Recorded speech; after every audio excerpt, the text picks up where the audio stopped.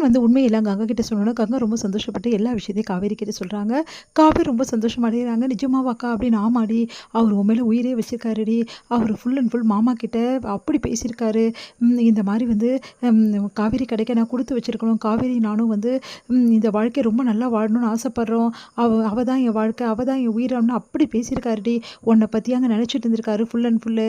அங்க போனாலும் அவரோட மனசு எல்லாம் இங்க தாண்டி இருந்திருக்கு. இத புரியாம நீ தாண்டி தப்பா நெனச்சிட்டு இருக்க. அப்புறம் ஏன்க்கா அவரு எனக்கு ஒரு ஃபோன் கூட பண்ணல? உனக்கு ஃபோன் பண்ணியிருக்காருடி. மாமா எதிரவே உனக்கு கால் பண்ணியிருக்காரு. ரிங்கு போயிருக்கு. ஆனா நீ எடுக்கவே எடுக்கல. என்னக்கா சொல்ற? நான் ஃபோன வந்து இங்க வச்சுட்டு போனேன். இப்ப மறுபடியும் கால்ல வந்தாக்கா எடுத்தேன். ஃபோன் எடுத்து பாரு. கண்டிப்பா ரிங்கு வந்திருக்கும் அப்டின்னோனே, ஃபோன் எடுத்து பார்க்குறேன். இல்லையேக்கா நேத்து கூட உன்கிட்ட பேசினாராம் அப்டின்னோனே, இல்லக்கா என்கிட்ட பேசவே பேசல. அப்பனா வேற ஏதோ நடந்திருக்குடி. இங்க சுத்திட்டு இருக்காளே பூனை மாதிரி ஒருத்தி அவளோட வேலையா தான் இருக்கும்டி. அவ ஏதாவது உன் ஃபோன் எடுத்து பண்ணியிருப்பா. நீ ஃபோன அங்கங்க வச்சுட்டு வந்துடுற அப்டின்னோனே, அந்த ராகினியோட வேலையா தான் இருக்குமான்றியாக்கா? கண்டிப்பா அவ வேலை தாண்டி இது.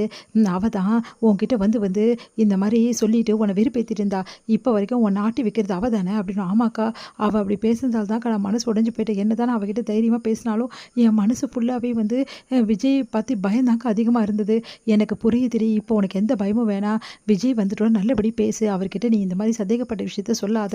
புரியுதா? அப்டின்னோனே, சரிக்கா அப்டின்றாங்க.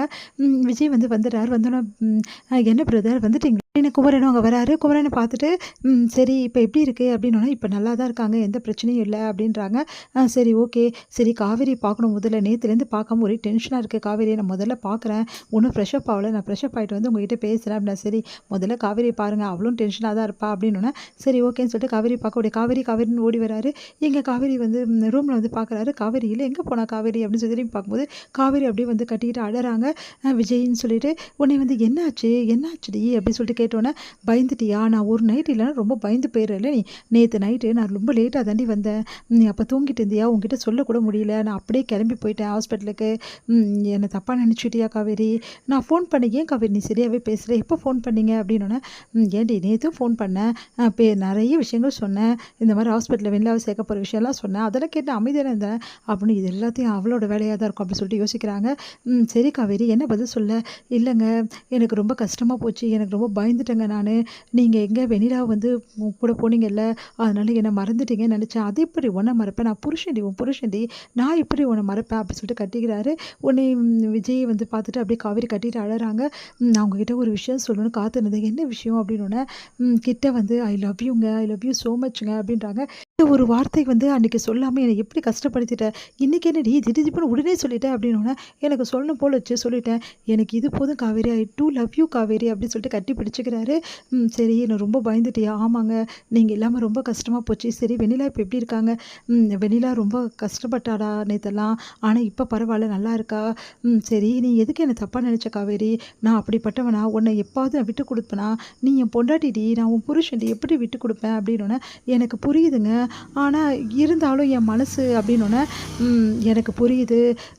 எனக்கு தெரியாதா உன்னோட படபடப்பு என்னன்னு சொல்லிட்டு. நீ மனசு கஷ்டப்பட்டுருக்க. எனக்கு நல்லா புரியுது. நீ எப்படி போராடி இருப்பேன்னு எனக்கு புரியுது.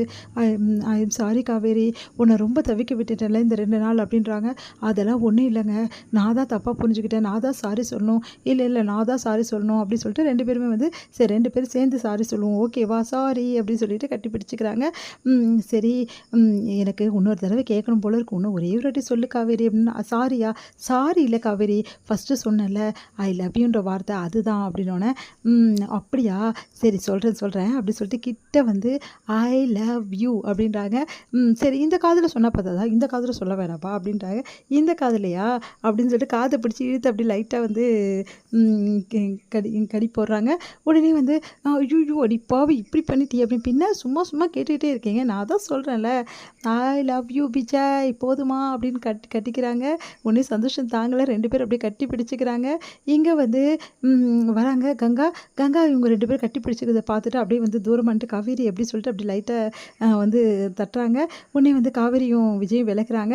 விலகிட்டு வந்து அக்கா அப்படின்னு சொன்னோன்னே, இப்ப என்னடி இப்பவா சந்தோஷமா இருக்கியா இல்லையா?